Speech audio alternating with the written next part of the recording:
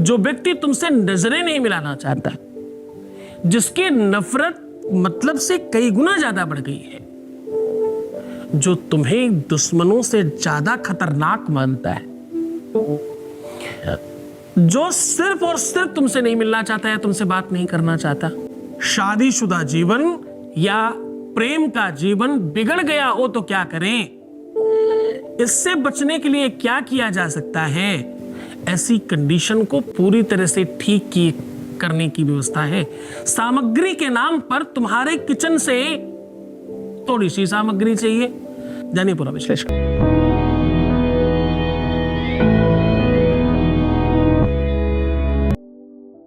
रिश्तों की मर्यादा, रिश्तों में प्रेम, रिश्तों में आदर, रिश्तों में सम्मान, रिश्तों में एक दूसरे के प्रति सद्भावना, एक दूसरे के परिवार के प्रति भी आदर, सम्मान और प्रेम होना, ये सब कोई चाहता है। पर अगर इन सब चीजों का अभाव हो तो क्या करें? आज का उपाय हम कह रहे हैं कि ये छोटा सा काम कर लेने से आपका वैवाहिक जीवन सुखमय हो सकता है।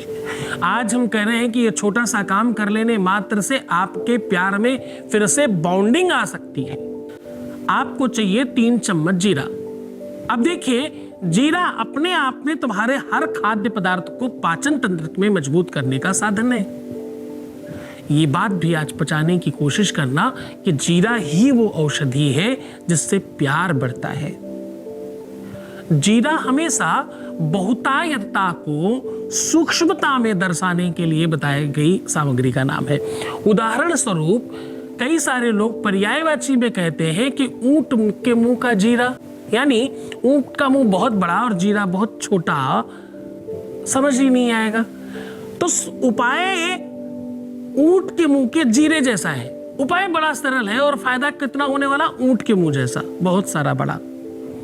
जीरा तांत्रिक व्यवस्था में बहुत महत्वपूर्ण काम करता है। मैं एक महत्वपूर्ण बात और बताता चलूं, जो तंत्र के जानकार है वो लटजीरे की जड़ से दुनिया के बड़े बड़े काम कर लेते हैं। लटजीरे की जड़, और ध्यान समझना, लटजीरे की जड़ औषधि तो है ही है।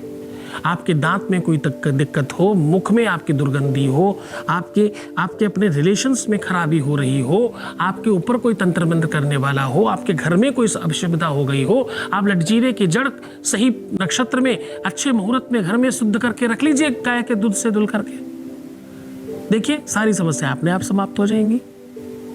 कुछ नहीं करना है, कोई तंत्र मंत्र नहीं चाहिए। लटजीरे की जड़ किसी भी शुभ मुहूर्त में लाकर के कच्चे दूध से धुलकर अपने घर में रख लीजिए, मात्र हो जाएगा आपका काम।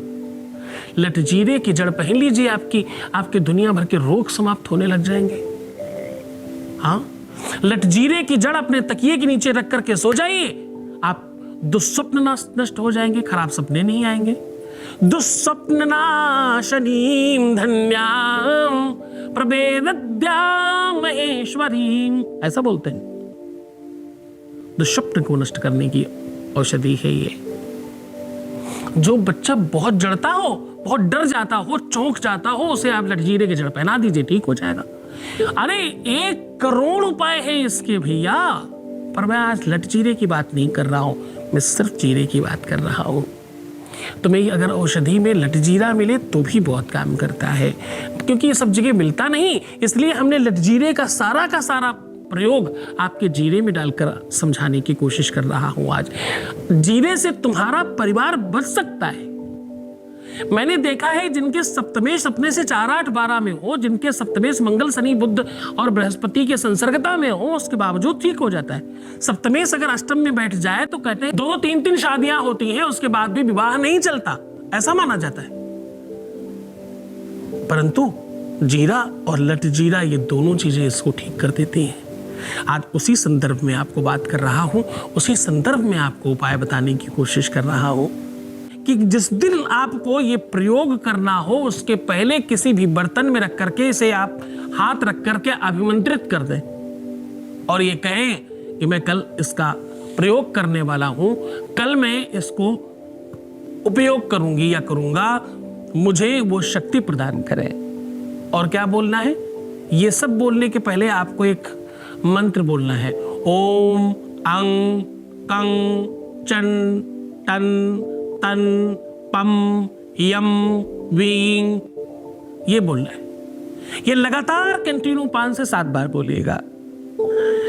ये शब्द बोलने के बाद इसे एक जगह रख दीजिए।